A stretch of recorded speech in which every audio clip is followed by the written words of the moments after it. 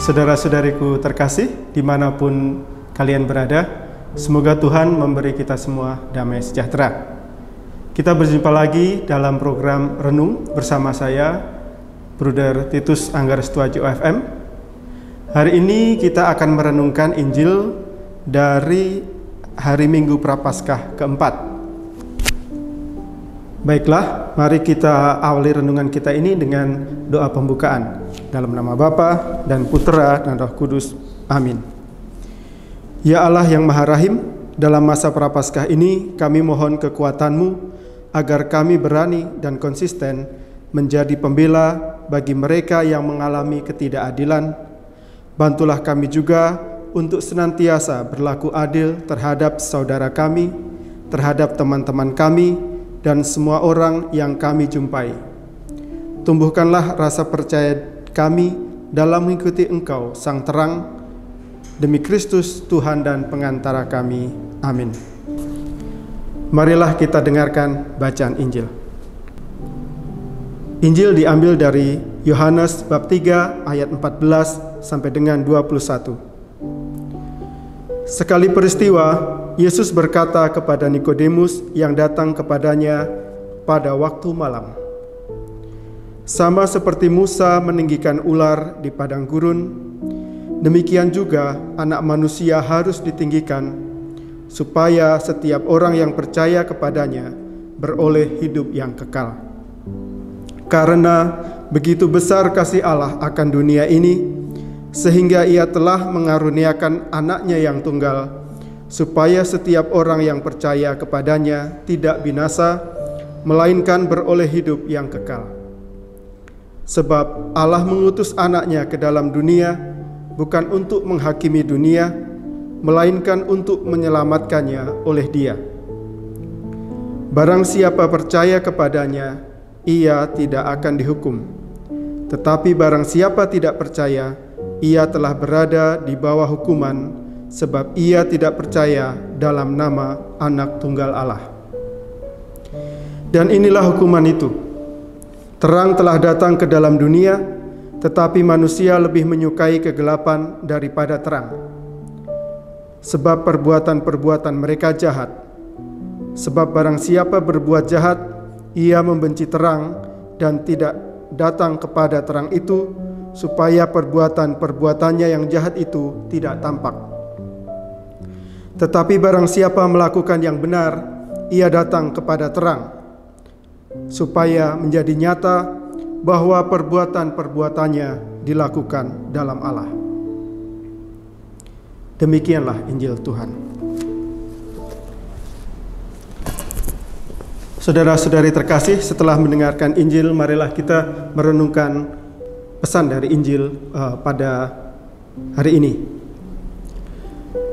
Saudara-saudari terkasih, ada satu kalimat yang bagi saya menarik dari bacaan Injil kali ini, yaitu, "Sebab Allah mengutus Anaknya ke dalam dunia, bukan untuk menghakimi dunia, melainkan untuk menyelamatkannya oleh Dia."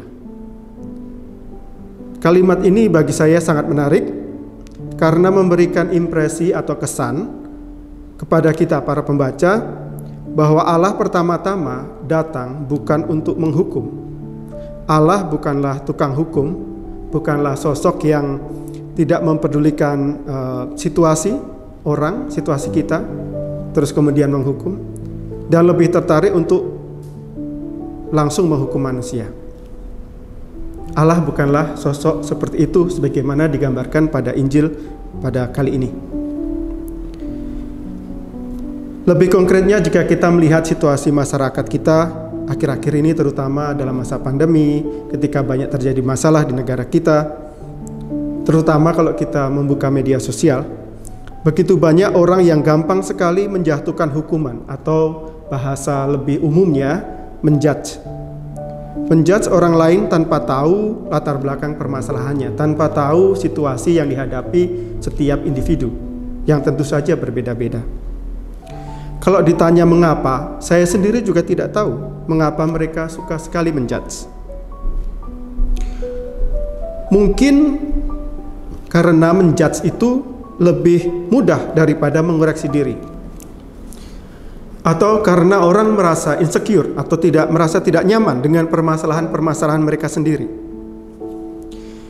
Kalau kita lihat lebih dalam lagi, sebenarnya apa hasil dari penghakiman itu atau hasil dari kita menjudge orang lain tanpa tahu situasi mereka?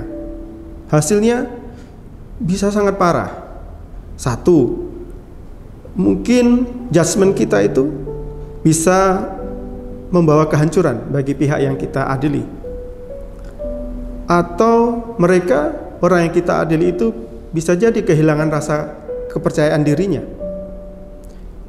Atau bisa jadi malah mereka tidak mau mematuhi hukum, karena bagi mereka hukum itu tidak memihak mereka, hukum itu tidak adil.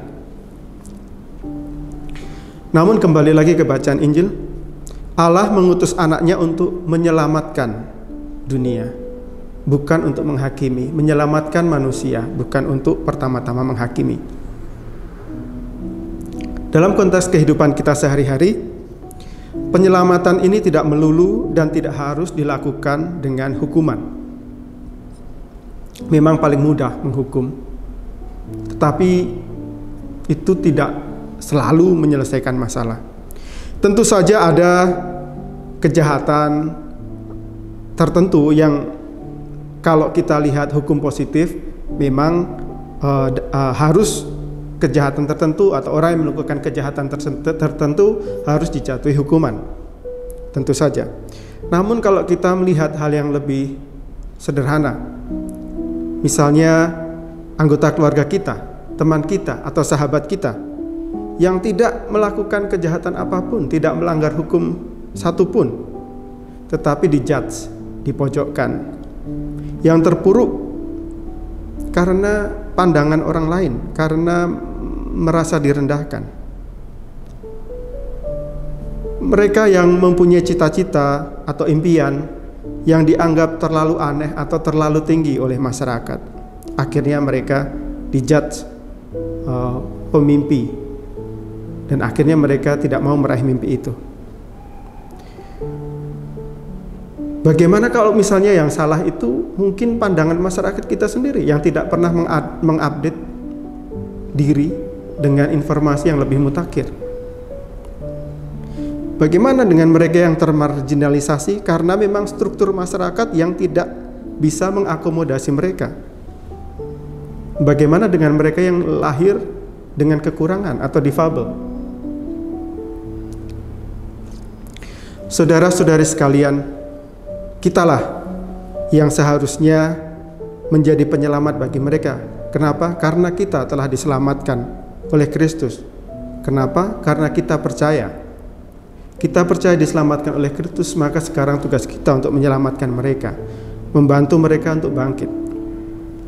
Kitalah yang harus bersuara terhadap ketidakadilan, terhadap ketimpangan, dengan segala sarana yang kita punya, dengan segala pengaruh yang kita punya.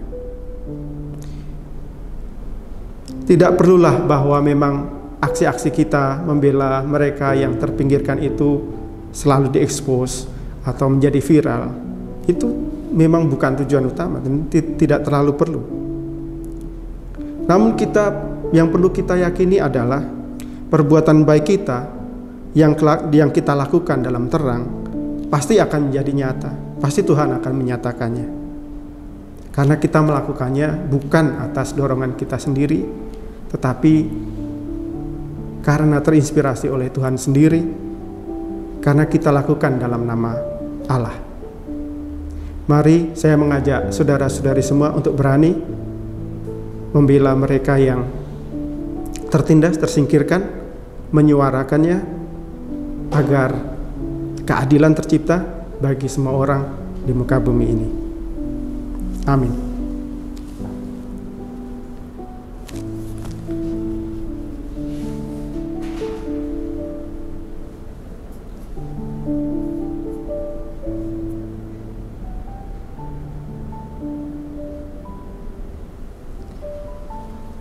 Setelah kita merenungkan bacaan Injil kali ini, mari kita pungkasi renungan kita hari ini dengan doa penutup.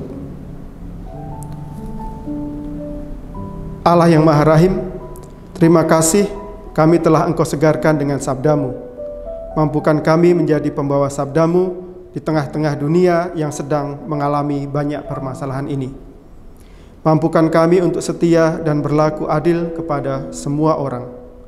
Semua ini kami mohon dengan pengantaran Kristus, Tuhan dan Juru Selamat kami, kini dan sepanjang segala masa. Amin. Kemuliaan kepada Bapa dan Putera dan Roh Kudus, seperti pada permulaan, sekarang, selalu, dan sepanjang segala masa. Amin. Dalam nama Bapa dan Putera dan Roh Kudus. Amin.